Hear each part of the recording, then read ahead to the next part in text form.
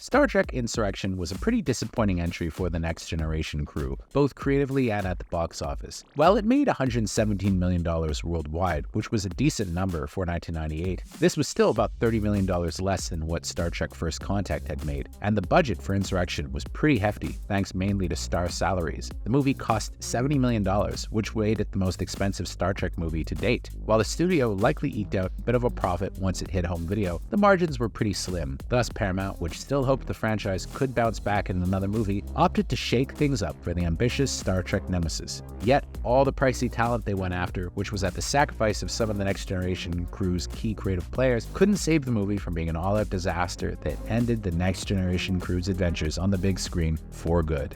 That is the regulation, sir. Starfleet Code, Section 12, Paragraph 4. Mr. Data? Sir? Shut up. Yes, sir.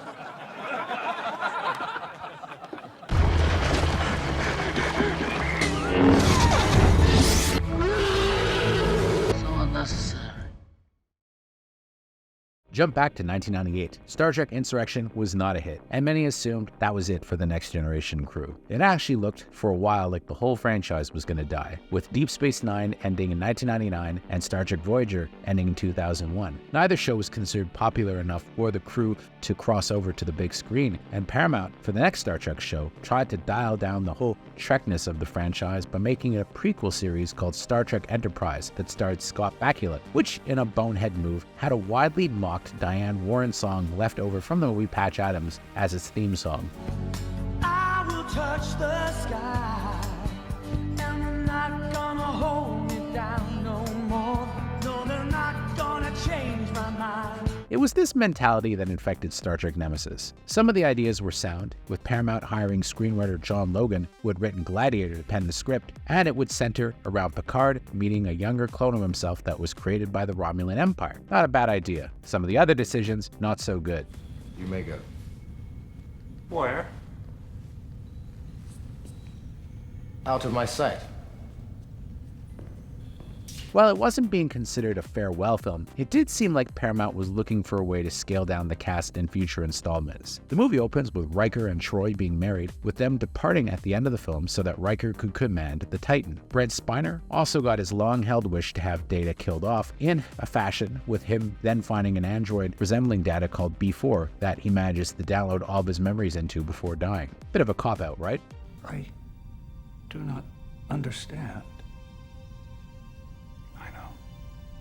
It was the choice of directors that really sunk Nemesis, though. While Jonathan Frakes had become a good director for the studio, they decided to bring in a quote-unquote action director for a fresh look at the material. Rather than hire a A-lister, somebody like a John McTiernan type, they chose Stuart Baird, who was best known as an editor, and a very good editor at that. He had directed Executive Decision, which was a very good movie, and the fugitive sequel, U.S. Marshals, which wasn't bad. But he also had a reputation for being a fix-it editor who could save movies that were in trouble. The legend goes that Stuart Baird managed to whip Paramount's Tomb Raider into shape, and then the directing job on Nemesis was his reward for saving that troubled film, which was a pretty big moneymaker. Whatever the case, Stuart Baird had one huge flaw. He knew nothing about Star Trek. So I went in as a new boy, and except for a few hiccups where I didn't quite know all the procedures, if you like, on the Star Trek Enterprise deck, we had a good time and they welcomed me in. And apparently made it a point of not consulting with Jonathan Frakes on set, with the excuse being that, hey,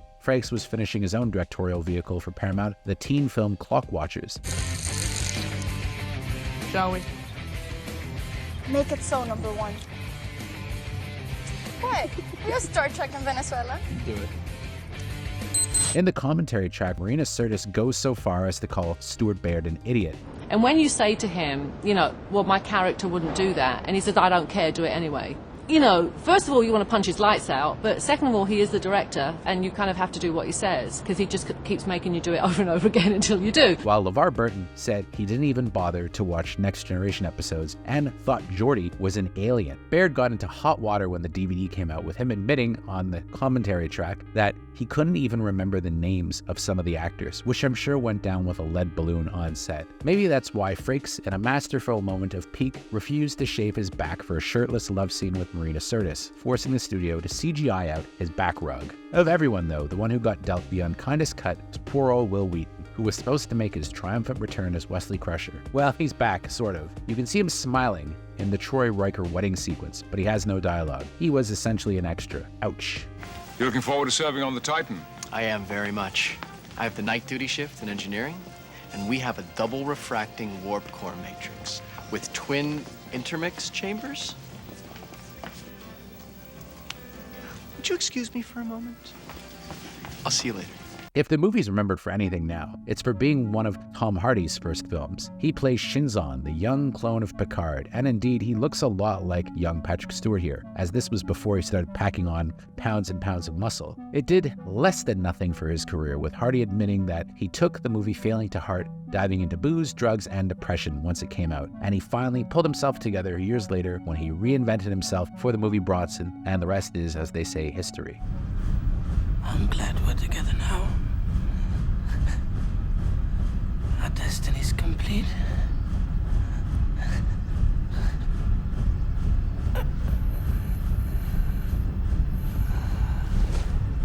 So how does Star Trek Nemesis hold up? Not well. It was bad in 2002 and it's bad now, with Baird a pretty lame choice to helm a Star Trek film. I understand why he was brought on, as they wanted to make the film harder-edged and more action-packed, which is why there's a weird car chase early in the movie. But the choices here are bizarre, including a weird moment where Shinzon psychically rapes Troy, and the rest of the cast, including Worf, Crusher, and Geordi, have all but nothing to do in the film. At least Riker gets to fight the secondary bad guy, Ron Perlman's Riemann Viceroy. CGI though, very bad here, considering that this came out the same year as The Two Towers, although the saving grace is that Jerry Goldsmith is around to contribute his final motion picture score before passing away. To absent friends. To family.